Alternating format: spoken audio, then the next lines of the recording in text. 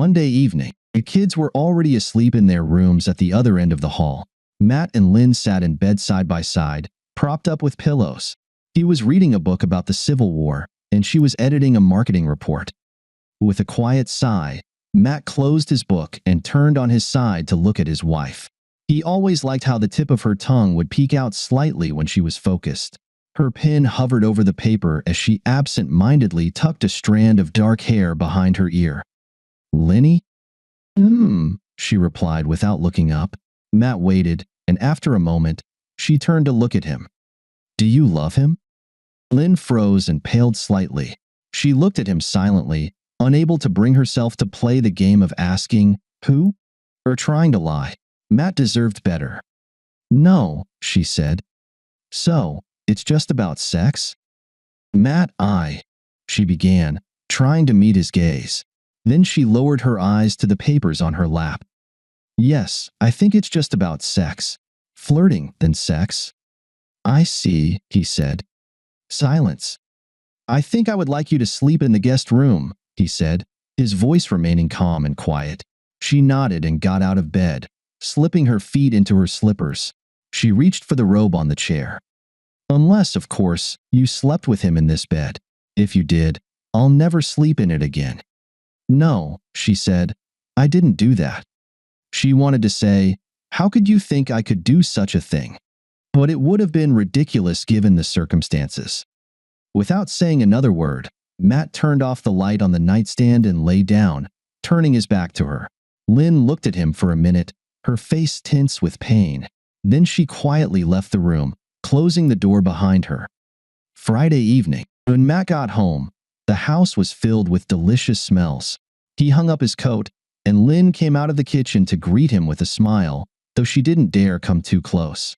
She was wearing one of her nice aprons, the one she wore when they had guests. "Beth and Jason are having dinner at the Frankels. I decided to cook something nice for us tonight," she said, trying to keep the smile on her face. Matt glanced into the dining room. The table was set with a tablecloth, their good china, and 2 of their best wine glasses. There were candles and cloth napkins and silver napkin rings. Matt nodded. "Smells good. I'll go wash up and be down in a few minutes." When he returned, Lynn was just bringing the food in from the kitchen. She served each of them a portion of roast chicken, along with potatoes and green beans. On one side, there was a beautiful bowl of salad with orange slices. They sat down, and Lynn beamed at her husband, though the tension was still noticeable on her face. "It looks very nice," Matt said. Then, without hesitation, he stood up and climbed onto a chair, towering over the table. As Lynn watched in bewilderment and then horror, he unbuttoned his pants, took out a bottle of liquid, and slowly, carefully, and thoroughly poured its contents all over the table. He splashed the chicken, potatoes, salad, and even the wine-filled glasses. "Matt, what?" Lynn almost shouted in disbelief. Her eyes were wide with shock and horror. Matt fastened his pants and got off the chair. He looked intently at Lynn. "I thought you might want to know what it's like when someone does something to something you care about, something you've invested a lot of time, love, and effort into. I thought it could be a valuable experience." Lynn didn't respond, only staring at her husband as tears ran down her cheeks. Matt approached the closet, took his coat, and left the house. Sunday, daytime. "I requested a transfer," she said. "Oh?" "I'm being transferred to the internal marketing department in a week. I wanted it to happen as soon as possible. I'll be in the building on Union Street, farther away from where I am now." "And why did you request the transfer?" "I thought you liked the international department." "So, I won't be near Douglas anymore. I won't be in the same office." He stopped raking leaves and turned to look at her, standing beside him in her colorful autumn sweater. "And why should that matter to me?" She looked both annoyed and hurt. "Because I won't be seeing him anymore, that's all. I wanted you to know that." He turned back to the rake. "Lynn, you've already told me it's over. Of course, I believe you and trust you completely. Can you think of even one reason why I wouldn't?" She stomped her foot slightly and said, "Damn it, Matt. Do you really think your sarcasm is helping?" And do you really think that moving out of that office will make everything better? As if there aren't motels, lunch hours, breakfast meetings, or client meetings outside the office. As if there aren't plenty of other men who would gladly sleep with you until they forget their own names? Matt's voice rose to a snarl, but he continued raking the leaves into neat piles, not looking at her. Matt, she said in a thin, sad voice, what else can I do? I'm trying everything I can, every way I know. She began to cry. To show you how sorry I am, to somehow make amends for what I've done. He turned to her again. And you think there's a way to make amends? Some magic formula, just the right words, actions, or gestures, and everything will be fixed? Understand this, Lynn. You're living in a goddamn dream world. He turned away again and went back to his raking. Monday evening, Lynn heard footsteps down the hall. Then Beth's sleepy and confused head appeared in the doorway. Mommy? Why are you sleeping in the guest room? Although she was almost 6 years old, she still spoke with a slight lisp, especially when she was sleepy. I stayed up late working, sweetheart, and I'm here so I don't disturb Daddy.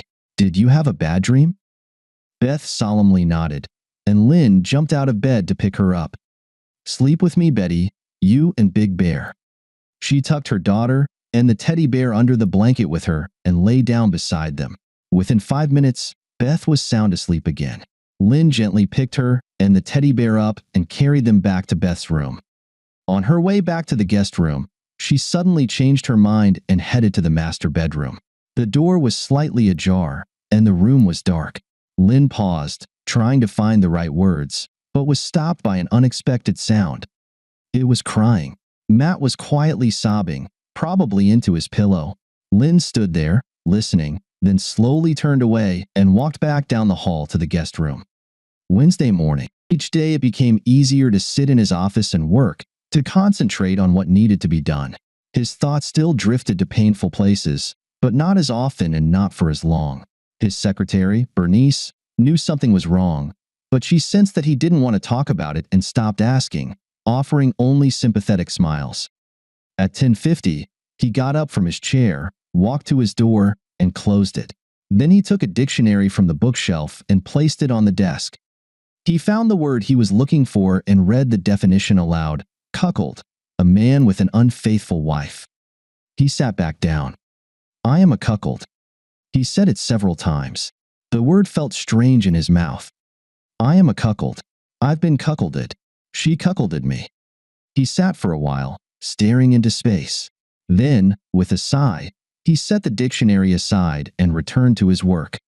Saturday. For heaven's sake, Lynn, what on earth did you expect? Lynn didn't answer, and her friend Arlene continued.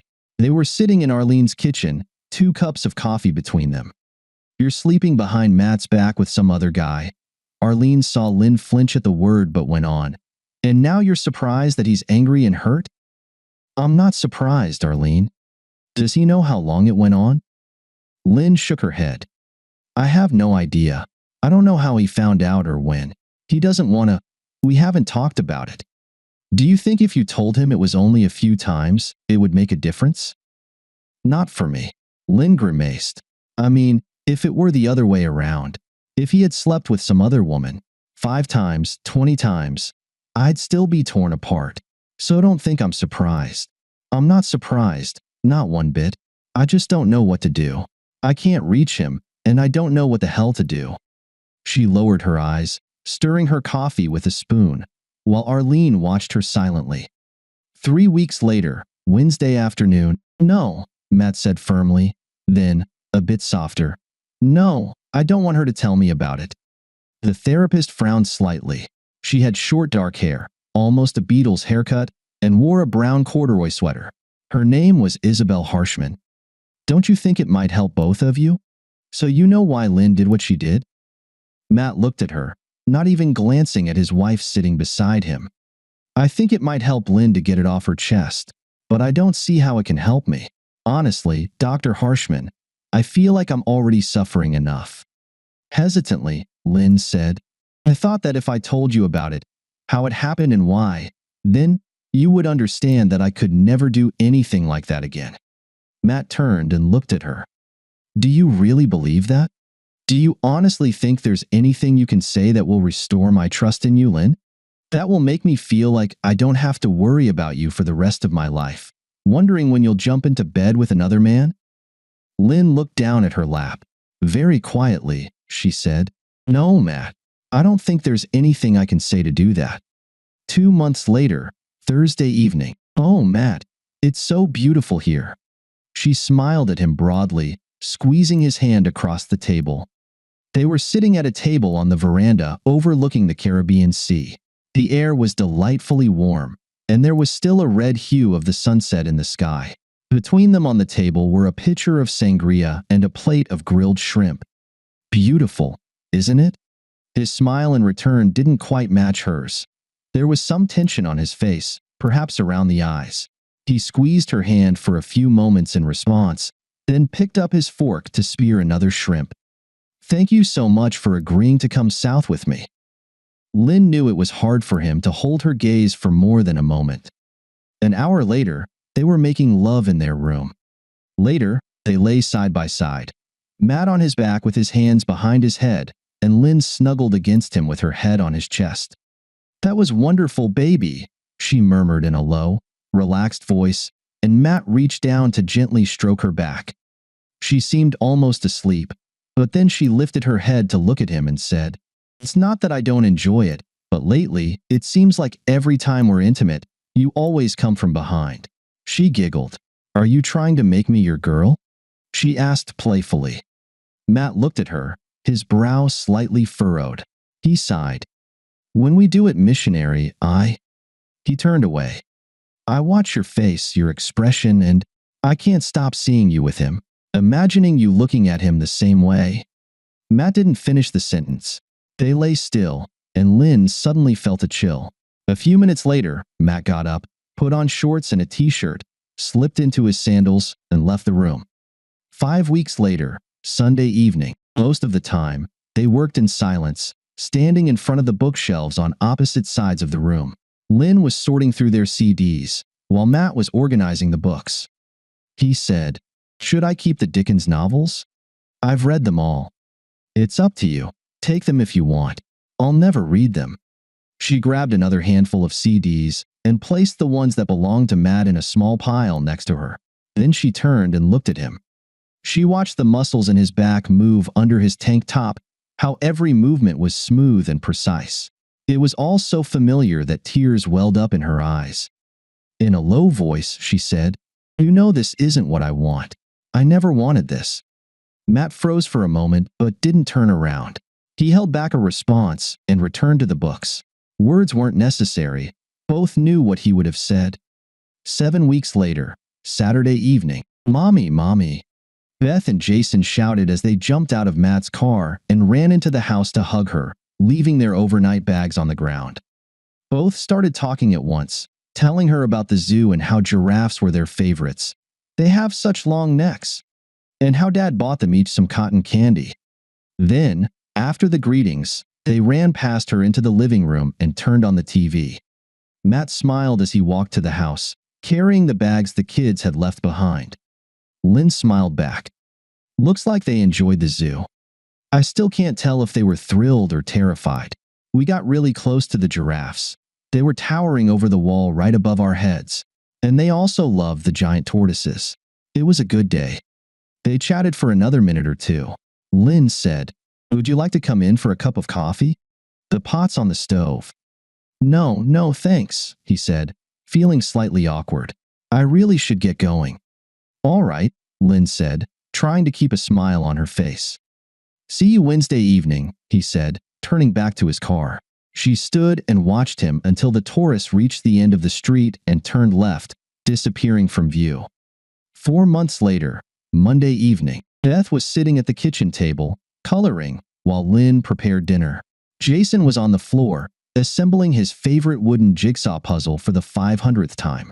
It was a colorful clown with 17 pieces. Mommy, are friends supposed to kiss? Beth asked, looking expectantly at her mother. Lynn turned to look at her. I don't know, dear. What do you mean?